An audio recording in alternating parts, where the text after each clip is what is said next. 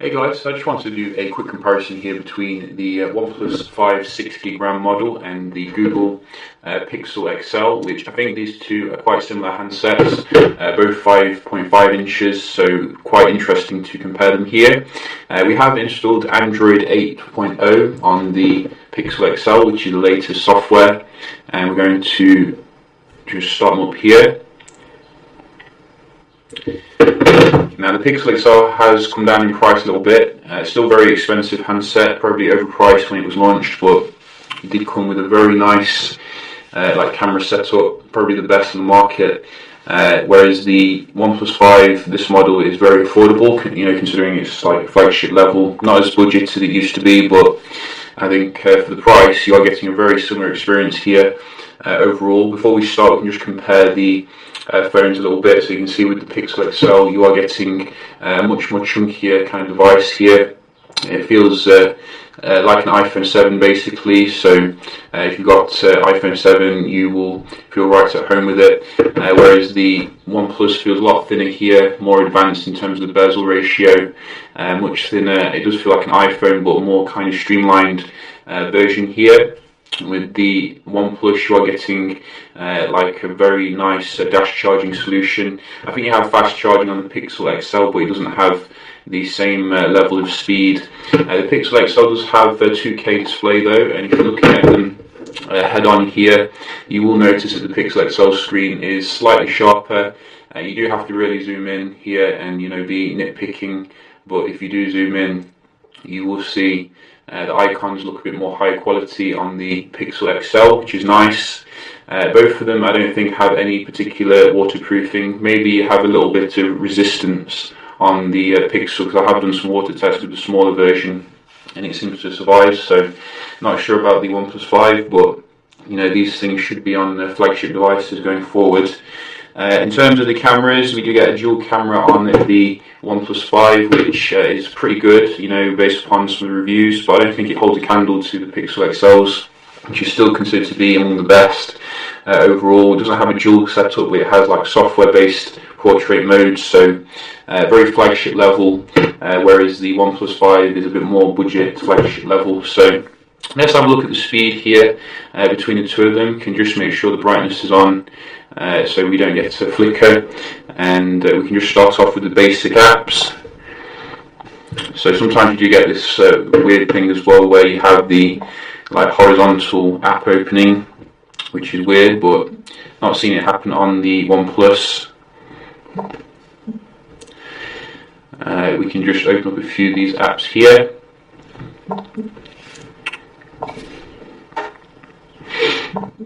So far I can't really see too much of a difference in terms of the speed. You can see Pixel XL keeping up pretty much here in most of them. Maybe the OnePlus slightly ahead, but it would be very close.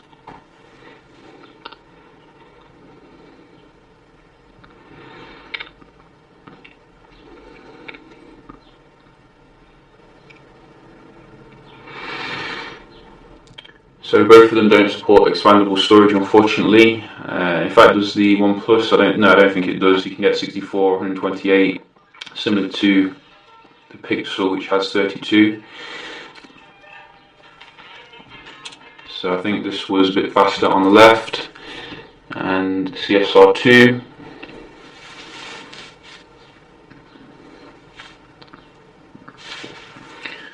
The OnePlus does give you a pretty nice Kindle mode, which is good for reading stuff. I don't think you get that on the Pixel.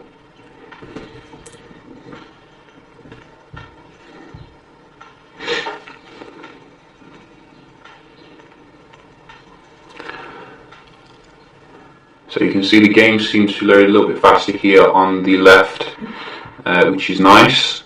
And one more, Asphalt.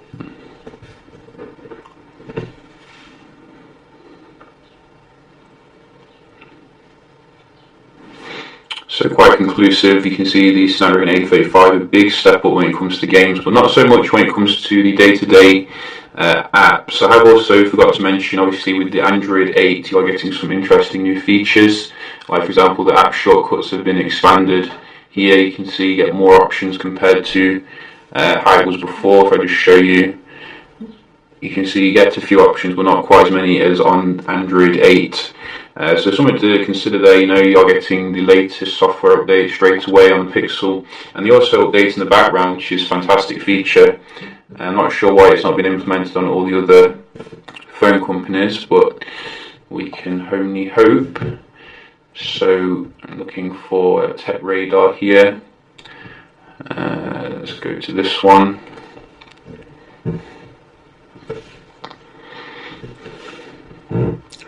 And you can see again very similar performance here when it comes to the web browsing.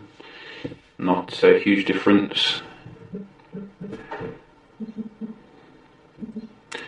So far, if I had Pixel XL, I wouldn't really be in a rush to swap to the OnePlus based on what I've seen.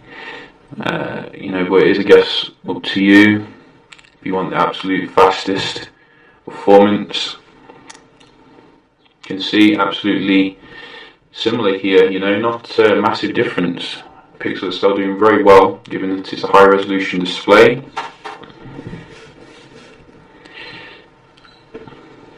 So maybe we can just back this up as well with a speed test.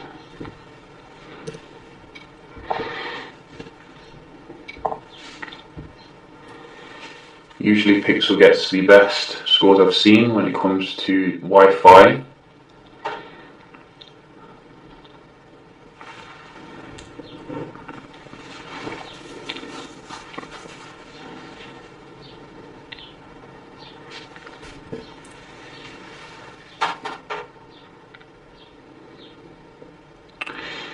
And you can see the OnePlus can't quite reach the Pixel when it comes to the download, which is, as I said, the Pixel being very good, but in the ping and the upload, it does surpass the Pixel, so it's very good performance nevertheless.